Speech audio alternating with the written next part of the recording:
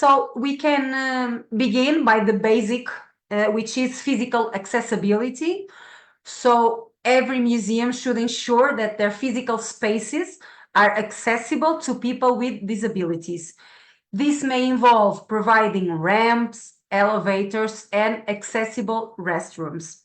In this late topic, we also, if we have the chance, we should all have also neutral restrooms for people non-binary or that do not identify with neither of the genders. Then, when we think about digital accessibility, we should make digital resources and exhibits accessible to people with various disabilities, such as providing audio descriptions, as many of you have already mentioned, captions, and alternative formats for visual content. I heard Amandio speak about the color scheme of every design they make. We also should have clear audios in several languages and with different volumes as well, because sometimes people can hear, but they have some sort of impairment and they cannot hear fully. So we have to have a way to adjust also the type of volume that we have. This is a very important one that I think all of us signed, that we have small teams and many of the teams do not have the knowledge about accessibility and inclusion. In my team, for example, we do not have anyone. We are all scientists that turned science communicators. So we lack a lot of knowledge on the social inclusion, especially, and we need to do training. So staff should demonstrate cultural competence and ensure that collections and programming reflect diverse needs, interests, and cultures of the community. This is why I already said before that we should, from the beginning, evolve the groups that we want to include in the co-creation process. So if we are doing an exhibition on pre-Roman history for blind people should be involved, even if they don't understand anything about pre-Roman history. I'm giving you an example of something that you know better than me, but I think it's a good example.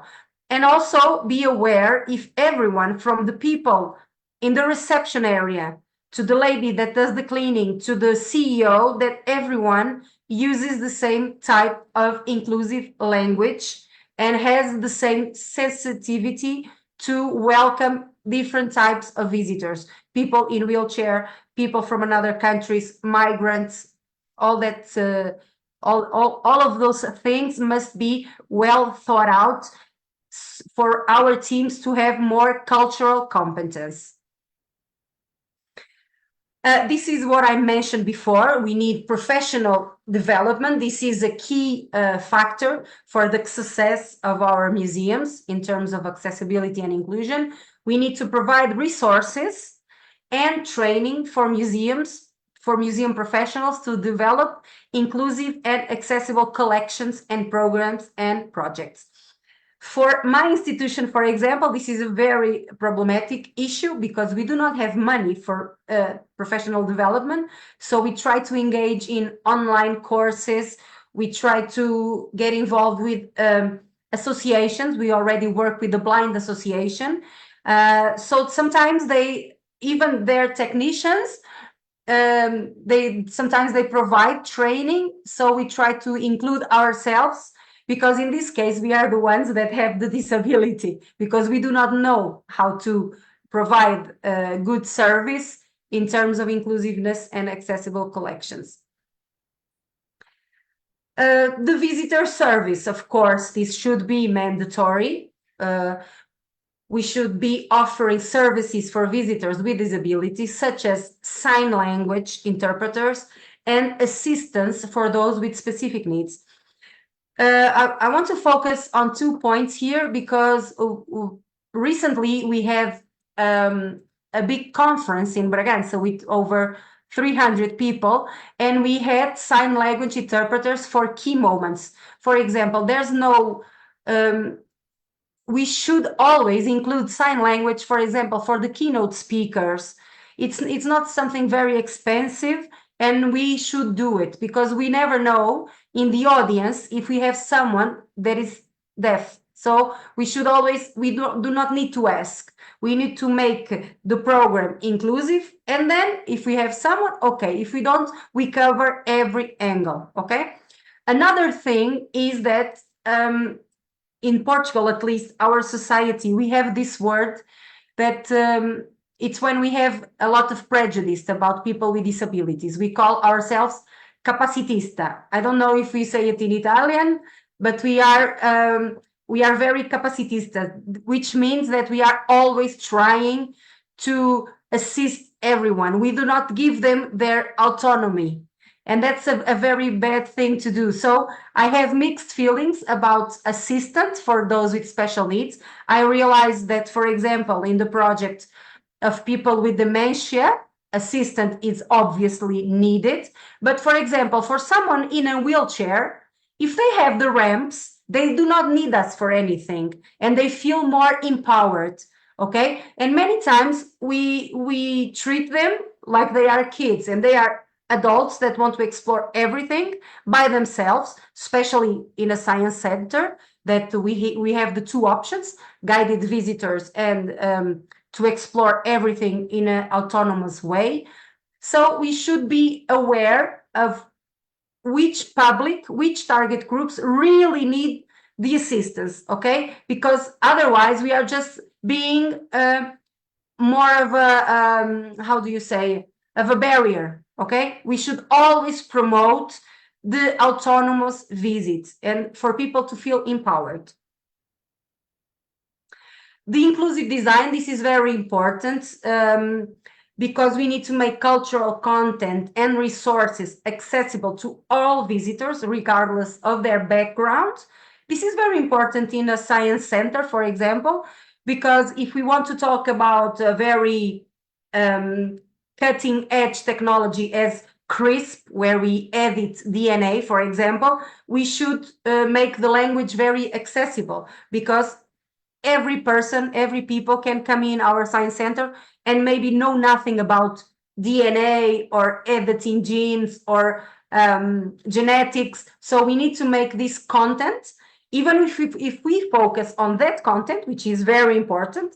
Just the two scientists won the Nobel Prize, two women.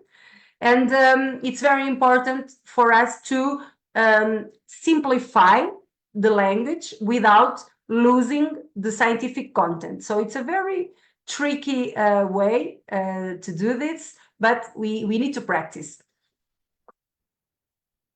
And also, of course, this should be from the beginning. Actually, this should be the slide one, because it's legal compliance, ensuring compliance with accessibility guidelines from each country. I'm going to try to share the ones in my country. So in Portugal, the government obviously has these guidelines. Let me see if this opens. I don't know if it's working. And we have accessibility.government.pt, and we have everything, all the tools, the tutorials, the publications, and we should always be monitoring this. And it's good if we all the museums and entities that are open to the public can request a declaration of accessibility, so you know that your museum is accessible. For example, my science center was built 20 years ago, so one of the buildings is not accessible and doesn't fulfill the guidelines required. So now we are in the process of making the museum accessible as required by law. So to finish, I have these images. Simona has already been here in our science center. We have some ramps, but we have the same problem as I think it was Carolina that said that the museum itself, it's inclusive, but to reach it is very difficult. So we have the same problem. We are in the middle of the city, but we have a lot of stairs. But once we arrive to the building itself, it's accessible. But we have to figure out also a way to facilitate especially for seniors or people in wheelchair, a way to make an easy path to the museum. So this is important also for our real pathways that we are doing in the project. So the pathways may be accessible in local, in situ, as you say, but how do you reach it? Do you have public transportation? Do people need their own cars? We have to think about it. People in a wheelchair can make our pathways. So it's just something to think about. It's food for thought. These are all in Portuguese. I'm not going to open it because it's the laws that we have. And for science centers, we use this, which is a wheel of inclusion. So you can find it in the sciencecenters.org.uk. This is in English, but they have the version in Spanish, and I think they have it in Spanish, Portuguese, English, and French, I believe. So this is a very great exercise to do. You should print it, and then you should give points to your science center. So you can see here, for example, in the first one, you have to answer this question. Is inclusion, diversity, equity, and access referred to you in your top level statements, in your vision, mission, values, and strategic objectives? Is it? In my science center, I would say it's a 4. So we all need to aim to make this a 10, 10, 10, 10, 10, 10.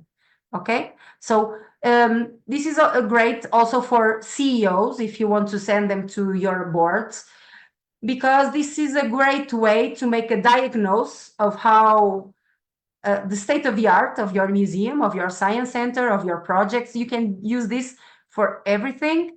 And it's great because it makes you think and reflect, because sometimes we think we are inclusive, but we are not inclusive at all. Especially in Europe, we are very, very, I visit many, many science centers in more than 20 countries.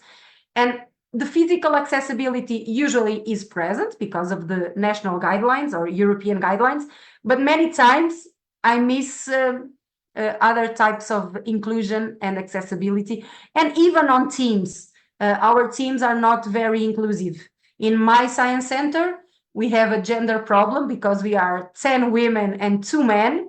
So it's the other way around. And also we actually nowadays, we only have one girl from Algeria and another girl from Brazil, but 95% of people are Portuguese, are seniors. So we need more diversity. We would need some artists in our team, because diversity brings creativity to bloom. And I think we should be more inclusive. And probably my museum is the worst in all of the museums represented here. This is why we also wanted to promote this workshop, because we really need to learn from all of you. I saw the chat, but I don't understand Italian, so Simona will answer that question. And I think I'm finished. Let me just see. Yes. So what about your museum? So this is the question that I want to answer. The idea here is for you to raise your hand if you want to talk. If you want to share good practices, that would be great. If you want to share also the challenges that you face, that would also be great. And we probably with Simona can talk a little bit about the pathways with the 3 museums present. And just the final remark, Simona, is that we have real life pathways that are in Spain, Poland, France, and Italy. But we also have virtual pathways in Portugal. So it would be nice that someone from IPB would be here. They are not, because we also have to be very conscious about augmented reality in the virtual pathways and about the language, because virtual accessibility also have their own guidelines, which we should take into consideration. So that's my final remark, and I'll stop sharing right now. And this is what I had to present and to put to discussion. many of you already in the first presentations already talked about the difficulties, especially is either about the small stuff. But I see that some of you already do great work, and I wanted to ask someone already. I don't know if Monica or Angela are here from Fondazione Luigi Rovati. Yes, you are. I see you. Do you have specialists on accessibility? Because you talked about a level of expertise so big that I thought, wow, they must have a great team doing this. Can you give us some insights, Angela, please? Yes, thank you. Actually, on the theme for accessibility, it's just me and Mauro Ciolin, and he has been working with people with disability for a really long time. I think around 30 years. 30 years, and so he brings experience to the team. While I got a degree in behavioral economics, so I brought like the last theories and uh, newest, I think, ideas around. But it's just us, and I think that the strength of our project is that all of them are collaborative. We also always cooperate with someone else, whether it's an association or a cooperative, that they do that on a daily basis. So if we have a project and if we aim to be actually accessible, we have to reach out to these people who do their work with this kind of people every day. I think our strength in that. But on the other side of the coin, there could be a challenge, and at least that's an issue that we have. As I mentioned earlier, we host temporary exhibitions a lot, and we only have two exhibition floors. And while we host these temporary exhibitions, we change the layout of the exhibition. So the artworks change. The collection of the foundation, it's mixtured with other museum or institution lending us their artworks, and it's always ancient and contemporary. The hard part about this work is that having to cooperate with someone else is that we work every day here, but they, of course, have other projects going on. And with the really, really strict schedules that we have, we also have to always keep in mind that they need time to elaborate the contents that they can offer us to make the whole project work. So do you think before they lend you the exhibitions, it would be good if every exhibition already had this inclusiveness setup? I mean, when it goes to your museum, you should already have all the inclusive programs and everything. That would be perfect, but that's not the... That would work if it was like a travel exhibition. But Yes. we don't host travel exhibition. We always, let's say, make our own. So we ask for the lending artworks. We ask other Okay. institutions to lend us their artworks, and so every time we have a new starting point. Yeah. And from that point on, we have to remake the contents every time.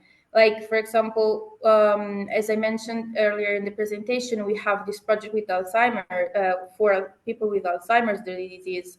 And besides the 6 pathways that, of course, have to change every time, we also have a video project related to this, because we wrote with other psychologists and educators specific texts about the artworks that are told by our mediators, our cultural mediators that usually are in the exhibition rooms. and they explain the artwork in a video that is on a specific platform dedicated to people with Alzheimer's. Let's call it, it's like the Netflix of Alzheimer's. Yes.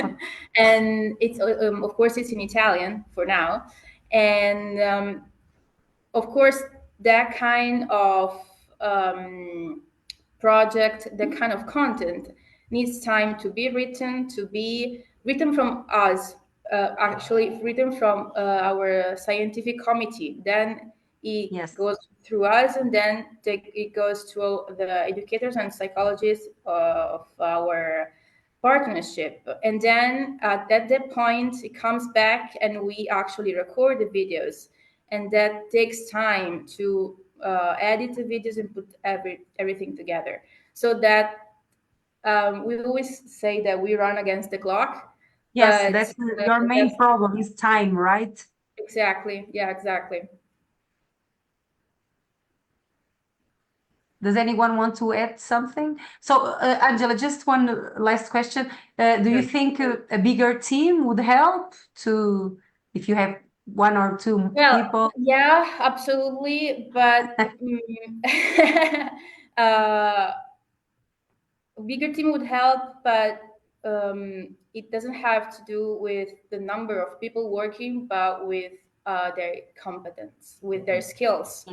Yes. And as long as we are lucky enough to have partners that are good with their job, we can't complain. No, it's not complaining. It's just a sharing, right? No, so yeah, absolutely. Congratulations on your work. It's amazing. We all should have a section, a unit about accessibility, because it would improve a lot the way we communicate our exhibitions, and it could be more inclusive. Thank you. If you want to speak, you can raise your hand here in the little hand, on the Zoom. If anyone wants to, I don't see anyone. I wanted to share something also because listening to Amandio, yes, Amandio, because you are my neighbor, you said something really interesting, and I was wondering if you can elaborate a little bit more, because we have that problem. We are launching a new exhibition about women in science, and the designer made the women in a white coat in the laboratory, which obviously does not represent every woman that do science, of course. But we had to choose. We had a decision to make. So it was about reaching that equilibrium to make everyone happy, that we can never make everyone happy, and we cannot be. Do you think we can be 100% inclusive? I have so many doubts about that, but since you said it was an equilibrium between people losing less and less to become more and more inclusive, if you can elaborate a little bit, Amandio, because that was a very interesting thought, actually. Well, in fact, I don't think we can be 100% inclusive. I think that it's not possible because, well, at least I think it's not possible to make the best object or the best design for one type of people, and that design still be the 100% design for other kind of people. So we always, when we try to do the equilibrium, we are trying to have the less loss possible. That's the idea. But of course, I think that it's really very difficult to reach it. And of course, we have to make options. We have to study our publics and know what kind of publics do we have, and try to adapt the contents that we made for any exhibition to those kind of publics. And then, of course, we may try to make some specific products for specific publics. Target But groups, yeah. when you have an exhibition, well, I was hearing Angela, and I was thinking that when we make a new exhibition, we have so many difficulties to have it all on time. Only the exhibition to have the contents, the main contents that we always work in an exhibition. Many times the exhibitions are ready to show in the last day or The night before. or the night before. So it's not easy to make the contents accessible for the whole people with the kind of structure of work that we have, because when we try to if we have a serious how do we say, if we want to have a serious way to look in the accessibility problem and the accessibility subject, not the problem, Yes. we must change the structure of our work, because we have to schedule the work for everything that is beyond or that comes before the accessibility contents must be ready 2 weeks, 3 weeks, 1 month before the beginning of an exhibition or the beginning of an event, of a cultural event. So this is a changing that must be made in the structure of work, and that changing, I think we, at least in Portugal, are still very far from that reality, because Yes, but I think that society will demand us that, because it's a question of social justice as well. And I think society is more demanding with all property, of course. And maybe we museums and science centers need to speed up a little bit, because we are being left behind. And that also reflects in for example, especially in Portugal, the tendency was to have less and less visitors in museums and cultural spaces. Then the pandemic hit, and now we are already increasing the numbers, but just because people want to get out of the house and go to museums again. But from 2010 to 2019, the numbers were falling, because we also need to be up to date and be responsive to the challenges of society. And I think that's something we need also to reflect on. But I agree with you. I think it's impossible. And I think the best way is to do specific programs for specific target groups so we can achieve better. I see Martina Fusi saying yes. Do you have something to share with us that we can learn something? Yes, I agree on what you were saying about creating a different program for different publics, because inclusion is, of course, very difficult to arrive to include everyone. It's impossible, I think. And for fortune, we had the possibility to do some course for create programs and activities for different public. Precisely, we worked with Parkinson disease, Alzheimer disease, autism In Portuguese. Autismo. And we realized that we need to work on this. And so we are creating, for example, new programs for this kind of public, and also some brochure or something that is written in easy to read or in alternative communication, to try to include more public inside the museum, that we already said it is not very easy to arrive there. So we try to do the best inside. Yeah. Simona? You don't have, you have to. Yes, I know, sorry. Two words. The one about the language. I have seen so that the problem of the language has been highlighted by many, by different speakers.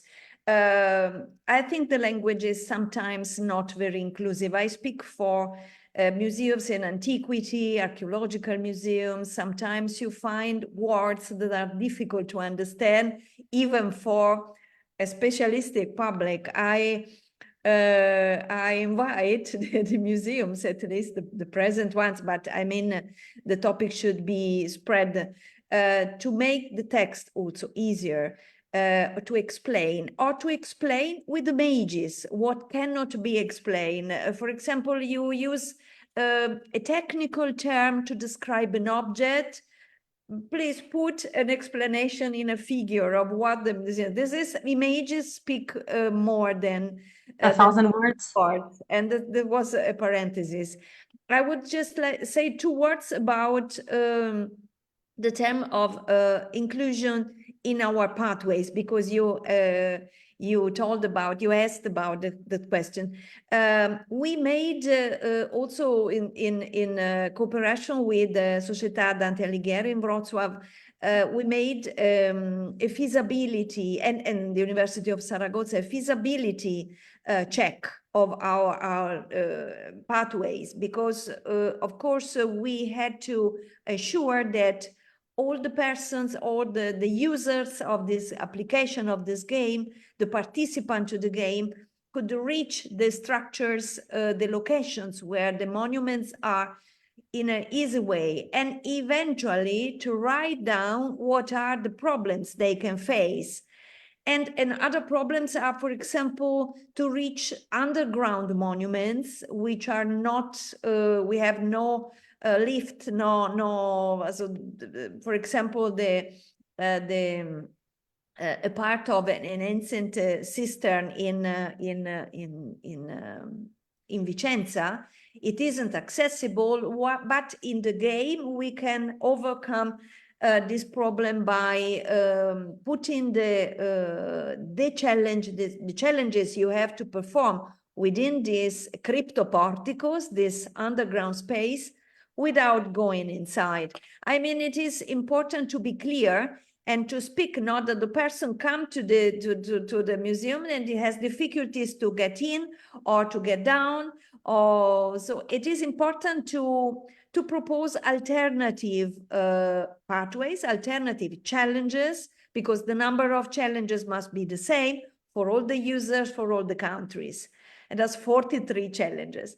But every monument must be accessible, if not touchable, and you have to explain how to reach it, and so that people can know before they get to the museums what is accessible and what not, and eventually to perform the game in another way. Okay, so I know that SDA, so the Società Dante Alighieri, is very active in this regard, and has worked with us and also with the University of Genova very strictly on this topic. Thank you.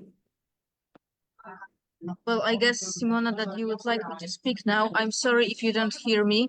I confess that I wasn't prepared to speak about diversity, equity, inclusion today. So I will just briefly say a few words about maybe these are not discoveries, but just observations. First thing that I would like to focus on is that this is a continuous journey. So it means that it's not enough to visit museums and to read articles. We have to do it continuously, have meetings, have encounters with other people. And what is even more important, to have meetings with people from other areas. So, for example, there's a thing you started speaking about, Yvonne, today, which is about having diverse teams. So, inclusive museums, they are not only museums which have collections which could be accessible for everyone, but these are also museums who have inclusive themes where there is diversity. And apart from that, everywhere where there is diversity, there should be diversity management. So there should be diversity leadership, inclusive leadership. So also these topics, for example, are more tackled in business environment. So as was even stressed maybe 5 years ago, that was the meeting in Portugal. That was a meeting, it was a conference about audience development. There was a scientist, his name is Wayne West.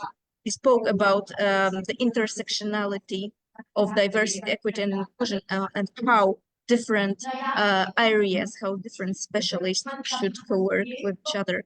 And this is something also I've noticed when, well, you know, many times I'm trying to speak about, I'm trying to have interviews with museums directors, managers, and so on. And I really feel that what's missing is this managerial, let's say, skill, because these are people who are many times passionate about their job. They are specialists in their areas, but I really do believe that some business skills would also an asset. And another thing which I would like to speak about just briefly, but it's very important, is about something which is called performative, only performative, let's say, aspect of diversity, equity, and inclusion, and transformative aspect.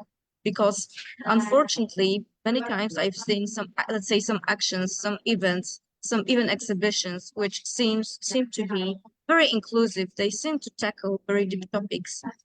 But the question is, do they really bring any transformation? Do they really tackle the issue in depth? It's very difficult now because I would like to give you an example, but maybe I won't do it because I don't want to shame any museum. But when I was in Bordeaux last time, I was amazed by one exhibition about post-colonialism. On purpose, I'm not saying which museum it was, but I was really fascinated by the exhibition. I visited 2 times. And my first impression was that it was a very well-developed exhibition, which maybe might bring something transformative to society. But unfortunately, if we try to analyze it deeply, we see that there are many things missing. See, for example, that there are exhibits which are just taken apart. They have different showrooms. They are placed on the lateral side of the museum. That's just an example. So the problem is that this is a very complex issue which should be tackled on many aspects. So managerial aspect, protection aspect, accessibility aspect, and all of that should be done with cooperation with different specialists. That's all by now. Thank you, Joanna. A great intervention. I would like to hear the rest of you. I also agree with you. Especially in Portugal, we have this problem with updating many exhibitions about colonialism, which makes them not inclusive and actually very offensive to Brazilians, to people in Africa. Either way, we for example, the science centers, we do not aim we do not aim as a mission that transformative power. We say that our mission is to inspire through science. Although in our board, we believe that it's our social responsibility and political responsibility to try to transform and contribute to a more just society and to inclusiveness. I visit many museums in Portugal about the discoveries, os descobrimentos, and nowadays, since I have more sensibility for these issues, I see them in a different eye than I saw them 20 years ago. Because society, as we said before, is evolving and it should be transformative. And it's really good that we focus on that because the problem isn't going to go away. It's still going to be offensive, so we need to do something about it.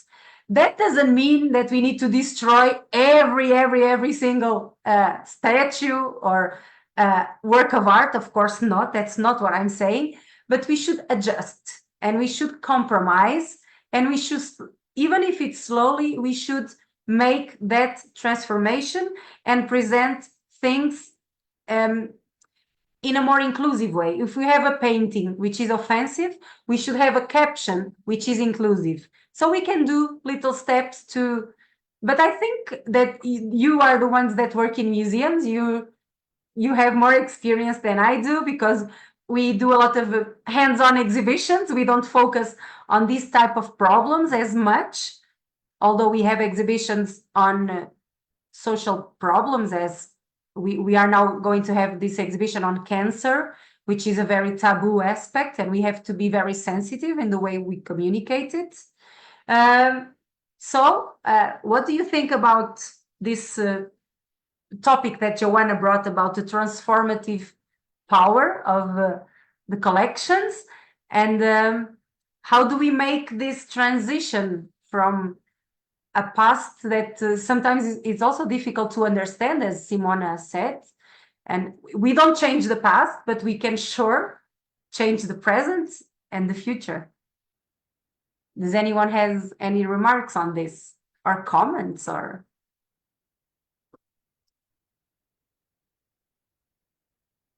do you think about it, at least?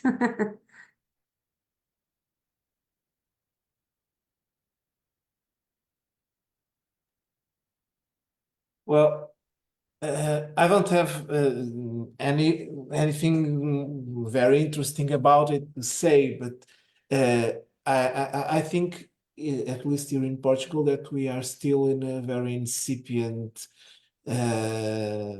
phase of this kind of thinking, because, well, the accessibility in itself, when we look at museums 20 years ago, has made a long path, but even when we look at it now, it seems so insufficient that, well, we have nowadays, when we look at the museums, or at least at the discourse, at what the museums say, we have the subject of accessibility as a priority. I'm not sure that this priority is a real priority, or a priority that has been put on by the authorities in the laws. And I think in many ways, the subject of accessibility has come to the museums from, not from the bottom, but from the upper side. And what we need to get this subject really running is to have the subject coming from the bottom. And for that, I think we are still a little bit far to achieve that point. Do you think we need a cultural transformation from the base of society? Really, because the accessibility in museums are now in the main guidelines of the government. Yes. But they come from there, not from the museums to the government, but from the government to the museums. So it's top down, and it never works. Yes, it's top down, and it doesn't work so well as it may work in the other way. But at the same time, well, at least in this very specific context of a small town in northeast Portugal, the pressure from the society, from the community, is not that hard for us to do it. And so we need to do it with our own initiative and our own awareness of the problem.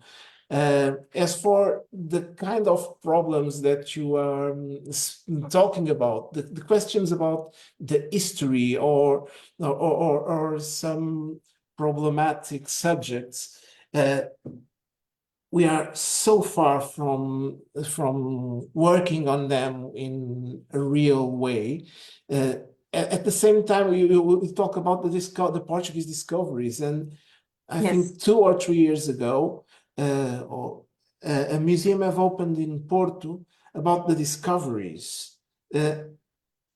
And we still work with these kind of words and with this kind of mental guidelines that shows us as the center of an imperium. Yes. And changing this is so Yes, it was- difficult in a community which is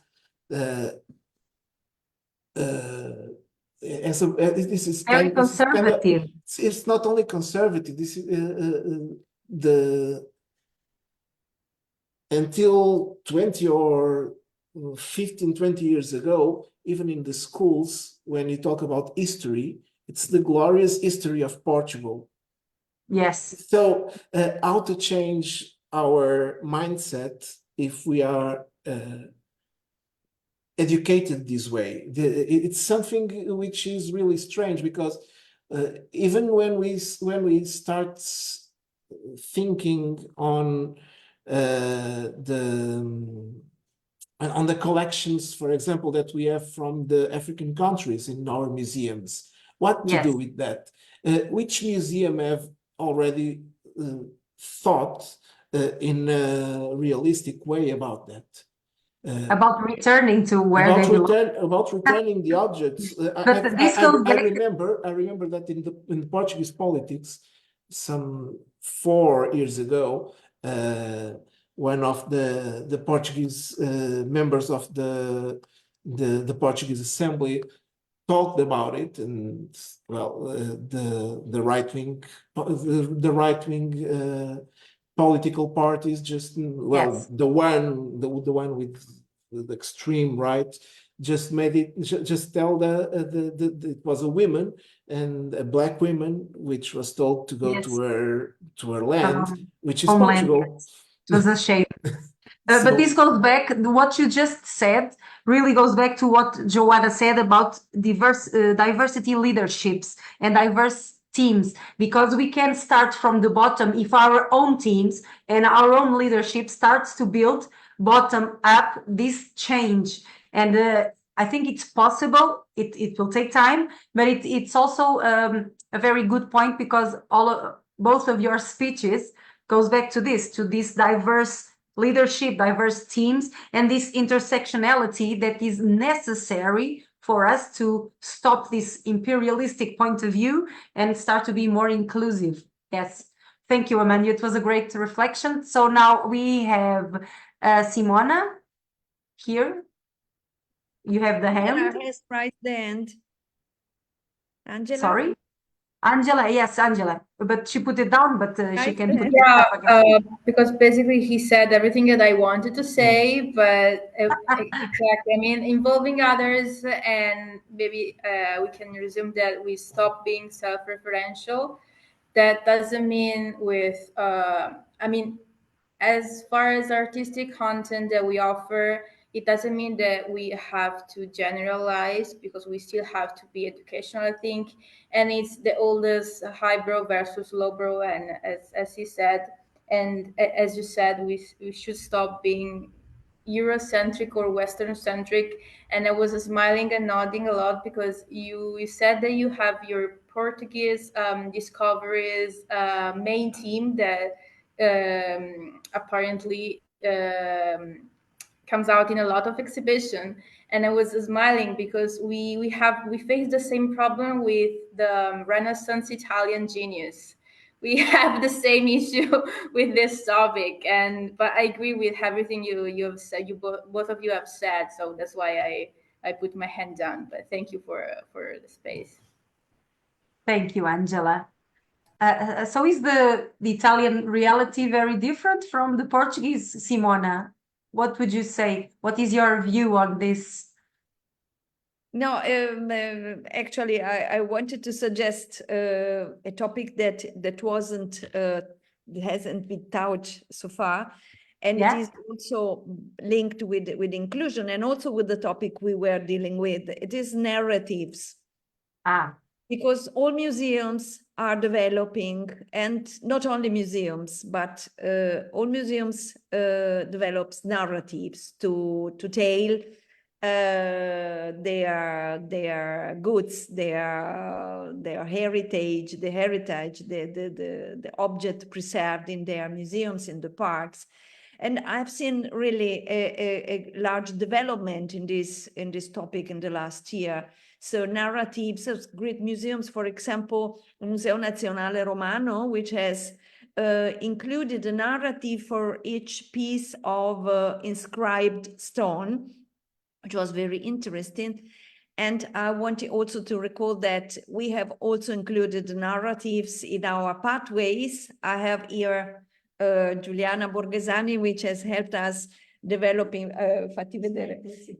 developing narratives for the museums. She is a skilled writer. She writes on everything of an object. She can write also on a mouse or a history, to develop a history. She's very talented, and it is very important because narratives can also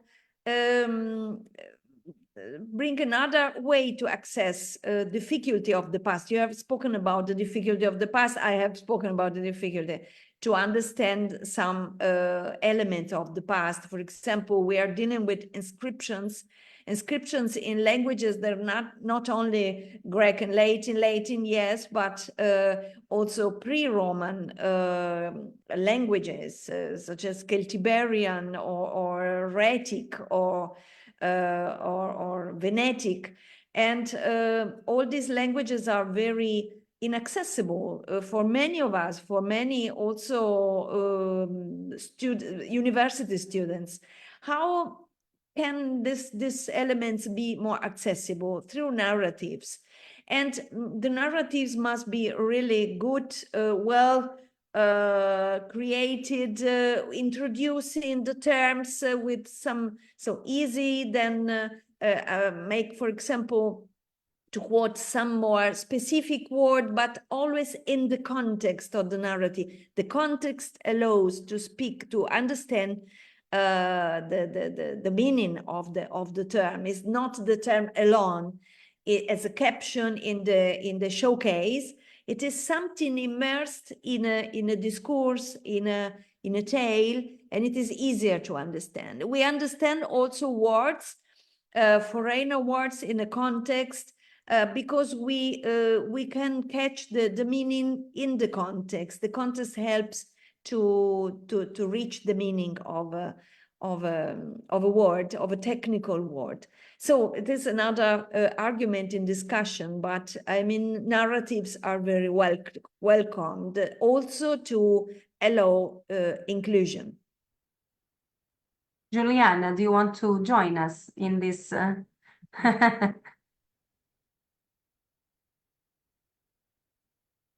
You don't have sound. Turn the microphone. Then she would speak in French or Italian. Yeah, maybe, and you can. You can speak Italian, I will translate. Yes, I think we can. Traduco. Sì, è molto importante, secondo me, proprio approcciare la gente che non conosce alle cose che invece qualcun altro conosce. E all'interno di una storia comune si può introdurre o la parola o l'oggetto che altrimenti non avrebbero significato. Yes, just a second. We understood. I think. Yeah, me and Amandio, we understood. So yeah, you don't need to translate. Okay. You need to approach people for what it's. Okay, Yes. She speaks slowly and yeah, we understand. She speaks slowly. Okay, please. Ho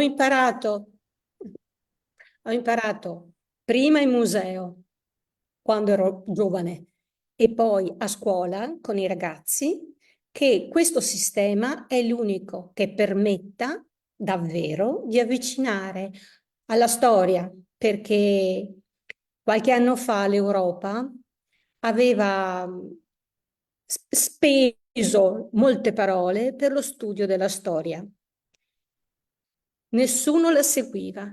Sono riuscita a far giocare, diciamo, i ragazzi con le guerre di successione spagnole, che sono un periodo difficile. Benissimo, i ragazzi facevano il tifo come per le partite di calcio. Cioè, veramente. Quindi gli ho fatto grammatica, tanta grammatica, inventando storie su di loro con l'argomento che volevano loro. E così l'hanno fatta. Mama said that she's an archaeologist. She has been archaeologist for many years. And then she was also a teacher in the school. And she has combined these two systems.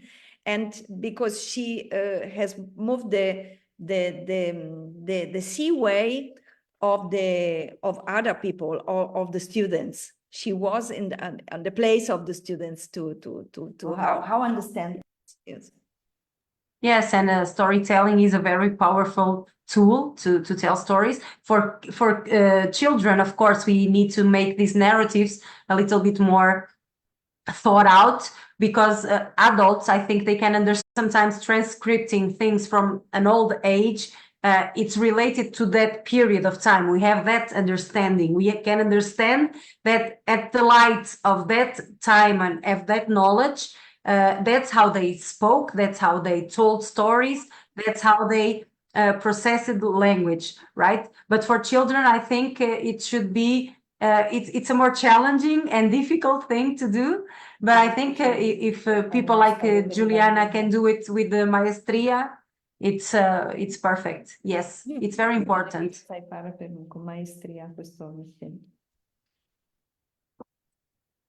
And yes, I think narratives, we do storytelling to teach science and scientific phenomena. So especially for little kids from 3 to 6, we use storytelling. We sometimes write our own stories. We try to be inclusive in the language, but it's not very easy. But I think with effort and with time and reflection, we can reach it, and we are trying to reach it. It's not always easy because we grew up a certain way, speaking in a certain way, and it's an exercise that we need to do daily to be more inclusive, even in the way we speak, in the way we tell our stories, in the way the narratives are written, even in the pathways of any exhibition within museums or science centers. Yes. So more thoughts. We also gave a lot of time for this roundtable, but we do not need to finish at 6. We can finish earlier. Simona was being how do you say, prudent? Yes. So we have more time. Large Yes. in planning, But, so that we are anyone, always in. if anyone has any final remarks that they would like to share with us, we can share it now. You can speak also Italian, speaking slowly. That's understandable by all of us. I see also teacher. So Silvia Paquera is also a teacher, and I don't know. I want to say hello to Sara Pedron, because I saw she's from Grupo Pleiadi, which is for my friends Alessio and Lucio. It is funny that because I know a lot of people that work in Grupo Pleiadi in many science centers around, in many conferences around Europe. The Italian team is always very strong. Someone would like to tell something about? Posso dire una cosa io? Prego, Silvia. Sì. Molto Fatti veloce. vedere. Hai Very. la telecamera? Yes, I have. Wait a minute, because I was about to leave the meeting because I have an appointment outside. So I was. We don't see you, Yeah. Silvia. Now you see me. Okay. I'm sorry. No, I just wanted to to say something very quick. I want to thank anyone that spoke today, because it was very, very interesting. And also, I agree with Professor Borghesani, because she said that sometimes when you have to teach history and difficult subjects and topics, it's very difficult to involve students, especially at school. And you have to find different ways to involve people and to include them in the field of studying, especially with history, and especially when history is about things that dates back in the past a lot, especially like, Roman times, Greeks, etc. So I found some interesting hints for thoughts on different perspectives. So I wanted to thank everyone. Thank you, Silvia. Grazie mille.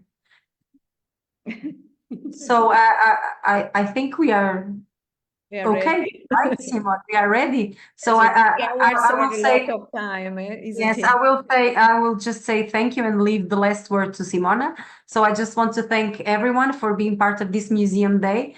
For me, is always, my eyes are always sparkling because I just love to visit museums. I never worked in one, so it's a very different reality for me. Each time I go to my neighbor museum, Abad de Bassal, I always see myself in a awe state, because I always find out something more beautiful or more intriguing or more special, because the objects have a lot of meaning. And I am a little bit jealous that I work in a science center and not in a museum with very interesting objects, because objects themselves tell stories.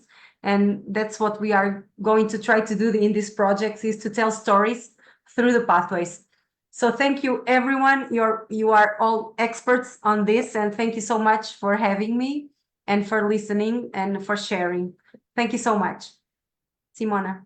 And I thank you also, on behalf of the coordinator, Anna Siri. Thank you so much to everyone. And I think that many important issues have been touched today. Not least the topic of inclusion of migrants and persons with migration background. That interesting that museums begin to start to include them. I never heard that before. And I think it is a very interesting innovation, because telling histories to people that in a way or another share our history now in this place is a very important thing. It is a step more in integration and cohabitation, so to say. So thank you for all these hints, for all these topics. It would be very nice to write them down, to have the collection we'll try to do it. I was thinking about it. Yes, If we'll do. all of you would send us a brief an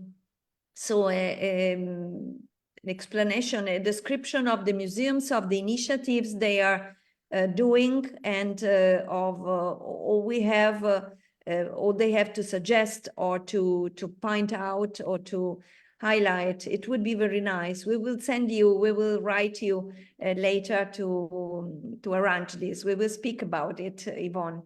And yes. Okay, so for me, thank you so much. Also to the people who have follow us in Facebook. I hope the video stays to be watched again, and later they will be collected in our YouTube channel, so Alteritas Integrazioni. Thank you very much. I hope we will meet in presence some later, sooner or later. And have a great day. Have a good Bye-bye, day. thanks. Thank you. Bye-bye. Bye. Thank you. Bye. Thank you. Bye, everybody.